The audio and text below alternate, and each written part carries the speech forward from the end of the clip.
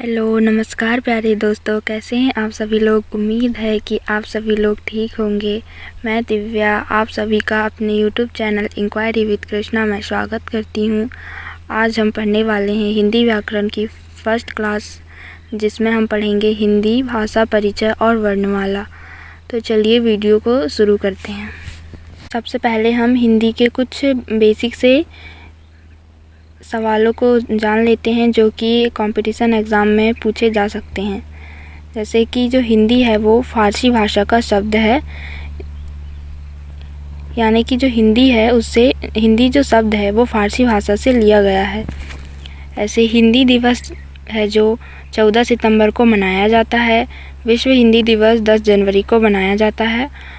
अंतर्राष्ट्रीय मातृभाषा दिवस 21 फरवरी को मनाया जाता है। हिंदी दिवस और विश्व हिंदी दिवस में बच्चे कंफ्यूज हो जाते हैं, इसीलिए थोड़ा ठीक से रिमेंबर कर लेते हैं फिर से। हिंदी दिवस 14 सितंबर को और विश्व हिंदी दिवस जो है वो 10 जनवरी को मनाया जाता है। अंतर्राष्ट्रीय मातृभाषा दिवस 21 फरवरी को मनाया जाता है। अब हम पढ़ते हैं हिंदी के उद्भव का सही क्रम। हिंदी के उद्भव का सही क्रम है, हिंदी की उत्पत्ति संस्कृत भाषा से हुई है। संस्कृत भाषा से पाली, प्राकृत, अपभ्रंश, अपहट और फिर हिंदी भाषा का विकास हुआ। अब हम आते हैं हिंदी में वर्णमाला में। इसमें हम वर्णमाला की परिभाषा और प्रकार के बारे में पढ़ेंगे। वर्णमाला जो होती है वो 2 प्रकार की होती हैं। पहला है स्वर, दूसरा है व्यंजन। अब हम देखते हैं वर्णमाला की परिभाषा। वर्णमाला 2 शब्दों वर्ण और माला के योग से मिलकर बना है, और जो वर्ण है वो बना है स्वर और व्यंजन के योग से।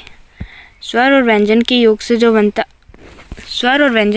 जो बनता है उसे वर्ण कहते हैं, और वर्णमाला जो है वो वर्ण और माला के योग से मिलकर बनता है।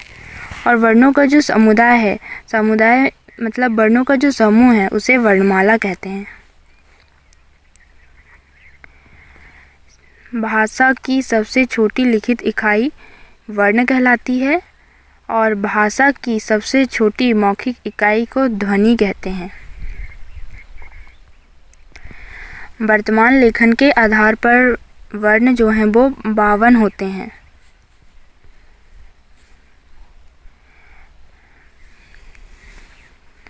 वर्ण जो है वो स्वर और व्यंजन के योग से बनते हैं। तो वर्ण की परिभाषा होगी स्वर और व्यंजन के योग से जो बनता है उसे वर्ण कहते हैं।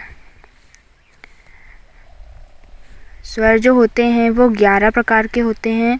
स्पर्श व्यंजन 25, ऊष्म व्यंजन 4, अंतस्थ व्यंजन 4, संयुक्त व्यंजन 4, द्विगुण व्यंजन 2, अयोगवाह व्यंजन 2 होते हैं।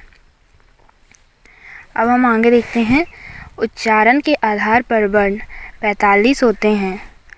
स्वर जो होते हैं वो 10 होते हैं, और स्पर्श और द्विगुण व्यंजन जो होते हैं वो 27 होते हैं।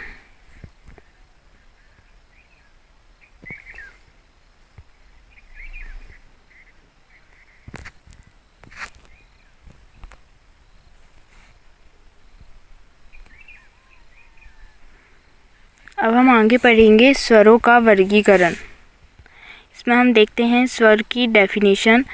जिन वर्णों का उच्चारण स्वतंत्र रूप से होता है उन्हें स्वर कहते हैं। स्वरों की संख्या 11 होती है, जिसमें आ, ई, ऊ, ऋषि, ए, ओ, औ, इस प्रकार ये स्वर होते हैं 11। और उच्चारण के आधार पर स्वर होते हैं 10।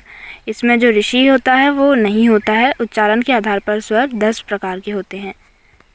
इसमें आ जाएगा हमारा आ, ई, ऊ, ए, ओ, औ। जो ऋषि वर्ण है उसका जो उच्चारण होता है वो रा धन ई बराबर ऋषि हो जाता है। जो री का मात्रात्मक चिन्ह है वो कृपा, षष्ठ और मृत होता है। इसी प्रकार जो ऋषि है यह वर्णमाला में ऊ और ए के मध्य का स्वर है, अर्थात यह ऊ और ए के मध्य में आता है और हिंदी शब्दकोश में इसका क्रम उ के पश्चात आता है। इसका प्रयोग प्राय तत्सम शब्दों में होता है। तत्सम जैसे कि छ बराबर का धन श। अब आते हैं हम संयुक्ताक्षर में। संयुक्त अक्षर स्वर रहित और स्वर सहित, अर्थात कि इसमें स्वर होते भी हैं और स्वर नहीं भी होते हैं, उसे संयुक्ताक्षर कहते हैं। उत्पत्ति के आधार पर स्वर जो होते हैं वो दो प्रकार के होते हैं, मूल स्वर और संधि स्वर।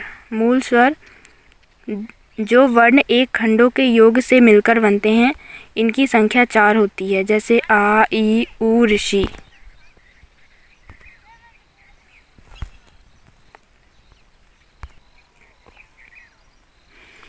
हाँ, मूल स्वर जो वर्ण एक खंड के योग से मिलकर बनते हैं, इनकी संख्या 4 होती है, जैसे आ, ई, उ, ऋषि।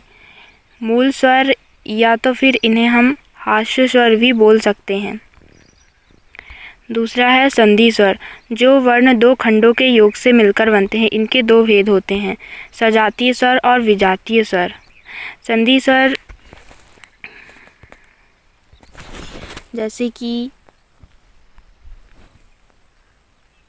हमारा हो गया बड़ा आ, बड़ी ई, ये इनको बोलते हैं संधि स्वर, जो वर्ण दो खंडों के योग से मिलकर बनते हैं।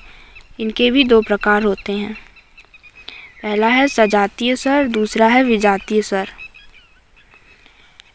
धन्यवाद दोस्तों। अगर वीडियो पसंद आया हो तो लाइक और कमेंट करिए।